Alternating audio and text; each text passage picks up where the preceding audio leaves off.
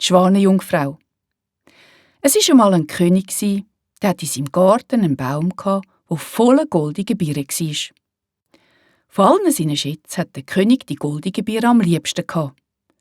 Darum ist er jeden Tag in seinem Garten und hat nachgezählt, ob echt auch ja keine fehle. Am Morgen hat er entdeckt, dass eine Birne verschwunden war.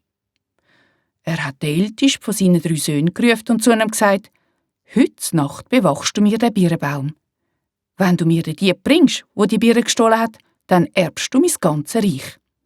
Da hat der Prinz natürlich nicht Nein gesagt. Als Nacht geworden ist er unter den Birnbaum gehockt und hat auf den Dieb gewartet. Er hat gewartet und gewartet, aber nichts hat sich gerührt. Da, um Mitternacht, hat er eine ganz feine Musik gehört, aber bevor der Prinz gewusst hat, was mit ihm passiert, ist er fest eingeschlafen und hat geschnarchelt, dass die Blätter am Birnbaum zittert haben. In der nächsten Nacht hat der zweite Königssohn wachgehalten. Ihm ist es aber genau gleich gegangen wie seinem Bruder. Am Morgen hat die 3. goldige Birne gefehlt und der Dieb war immer noch nicht entdeckt. Jetzt war der jüngste Königssohn an der Reihe. Der hat angefangen zu pfeifen, weil er wach bleiben wollte. Um Mitternacht aber, wo die wunderschöne Musik wieder erklungen ist, da wäre er um ein Haar eingeschlafen, wenn nicht rechtzeitig ein Rauschen und Flügelschlag zu hören gewesen wäre. Da war er aber blitzschnell wach. Er hat die Augen aufgerissen und hat einen grossen, weißen Schwan im Baum gesehen. «Halt, du Birnendieb!» hat er gerufen.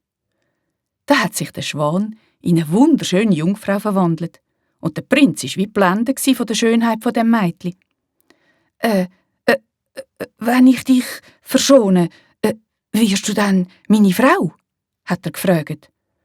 Vielleicht aber auch nicht, hat die Schwanenjungfrau zur Antwort gegeben. «Du musst nämlich wissen, dass ich der 3-äugigen Hex dienen muss. Sie hat Gewalt über mich. Ihr Haus steht auf dem Glasberg, hinter den 7 hohen Bergen, den 7 tiefen Tälern und den 7 breiten Flüssen. Wenn du den Mut hast und mit mir dort ankommst, dann kann ich erlöst werden.» «Und ob ich den Mut habe», hat der Prinz gerufen. Da hat sich das Mädchen wieder in einen Schwan verwandelt.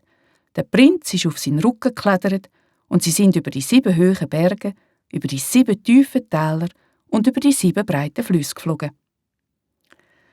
Endlich hat der Prinz den Glasberg mit dem Hexenhaus gesehen.